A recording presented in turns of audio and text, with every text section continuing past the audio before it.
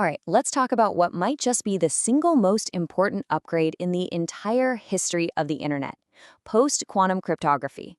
You see, there's a race going on right now to protect our entire digital world from a totally new kind of threat, and the clock is absolutely ticking.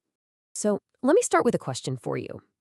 What if there was a single key, a master key, that could unlock every secure message, every bank transaction, every single private file on the planet?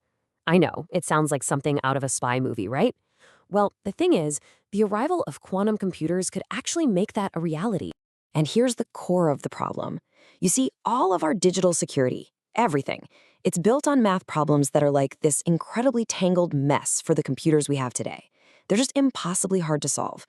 But for a powerful quantum computer, well, that tangled mess becomes a simple, straight knot. All those problems that protect everything from our banking to our private messages, they suddenly become trivial, like kids' puzzle easy. So this brings us right to the quantum threat. Let's really break down which of our digital locks are basically about to become obsolete. First on the chopping block is RSA. If you've ever seen that little padlock symbol up in your browser's address bar, you've used RSA. For decades, it has been the absolute workhorse of the internet, securing everything from online shopping to just setting up a safe connection. And yeah, it's fundamentally vulnerable. But it's not just the old stuff. Elliptic curve cryptography, or ECC, is the newer, faster, more efficient replacement for RSA. We use it for everything, for securely swapping keys in our messaging apps, and for digital signatures with something called ECDSA, which is pretty much the standard for proving anything is authentic online. And guess what? It's just as vulnerable. So when you boil it all down, it's this. When security experts ask that one critical question about all these cornerstone algorithms, RSA, ECDH, ECDSA, the answer is a clear, loud, unambiguous no. They are not quantum safe, period. But look, this isn't a story about doom and gloom. It's actually a story about incredible innovation. For years now, cryptographers all over the globe have been working on a brand new blueprint, a whole new generation of math that's designed to be tough for all computers, quantum included. Researchers have been digging into a whole bunch of different families of these quantum-resistant math problems. You can think of them as the new blueprints for our future digital locks. The main approaches are based on things called lattices, codes, and hashes, among others. But for now, we're going to focus on the two that are really leading the pack. Out of all the new approaches, one has really emerged as the clear frontrunner: lattice-based cryptography. The security here is based on a problem that's kind of like trying to find the shortest possible path through a massive, super complex, high-dimensional crystal. It's an incredibly difficult navigation problem, and it's so good it's now the foundation for our new primary standards. Now, another major contender is code-based cryptography. For this one, imagine you're trying to pick a clear, clean signal out of a giant wall of static.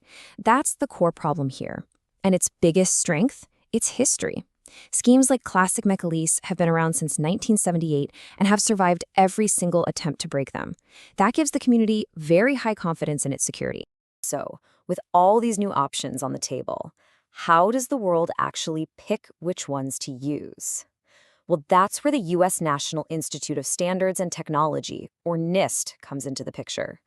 They ran this multi-year global competition, basically a cryptographic Olympics, to test, attack, and ultimately select the new global standards. And we have our winners. For key exchange, that's how two people on the internet securely agree on a secret key, the old standard was ECDH. The new NIST standard is a lattice-based algorithm called ML-Chem, which you might also hear called Crystal's Kyber. This is our new lock for setting up secure connections. And the exact same kind of upgrade is happening for digital signatures. That's how we verify a message or a piece of software is the real deal. The old way was ECDSA, the new one is MLDSA, also known as Crystal's dilithium. And this just perfectly shows the dominance of lattices, right? Both of our new primary standards come from that same family of math. So great. We have our new standards. Problem solved, right? We can all go home? Well, not exactly. As you're about to see, every single choice in cryptography comes with some pretty serious trade-offs. This is where things get really, really practical. The new standards are here, yeah. But picking an algorithm isn't just about security. It's this delicate balancing act between performance, how big the keys are, and how big the signatures are. There is no single best algorithm that works for every single situation. Just take a look at key encapsulation. The new standard, MLKM, has a public key that's a reasonable size. But now look at classic Mechalese. Its security confidence is just unmatched. We're talking over 40 years of scrutiny. But the trade-off? Its public key is enormous, over 10,000 kilobytes. That size makes it completely and utterly impractical for a lot of modern devices. And it's a very similar story with digital signatures.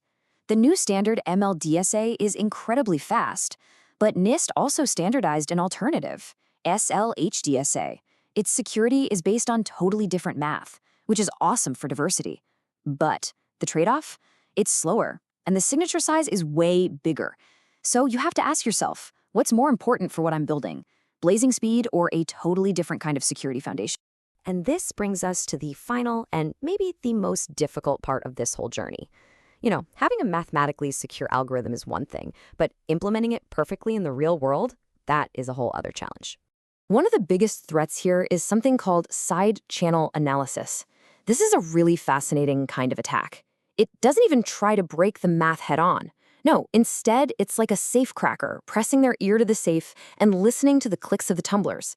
Attackers just watch the physical side effects of a computer running the code, how long it takes, how much power it uses, even the tiny sounds it makes, to leak the secrets. And believe me, this is not some theoretical threat. Just look at this. A vulnerability was found in the official reference code for MLKM, our new key exchange standard. It leaked just enough information that an attacker could put the entire secret key back together in just a few minutes.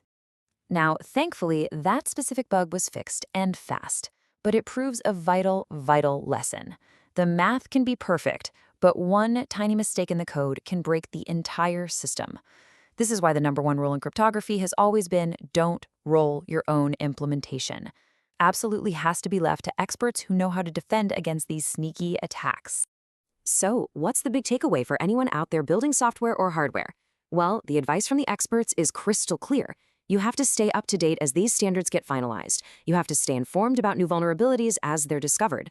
And most importantly, only use production-ready crypto libraries that have been through intense, professional security evaluation. And just to really hammer home how tricky this implementation stuff can be, get this.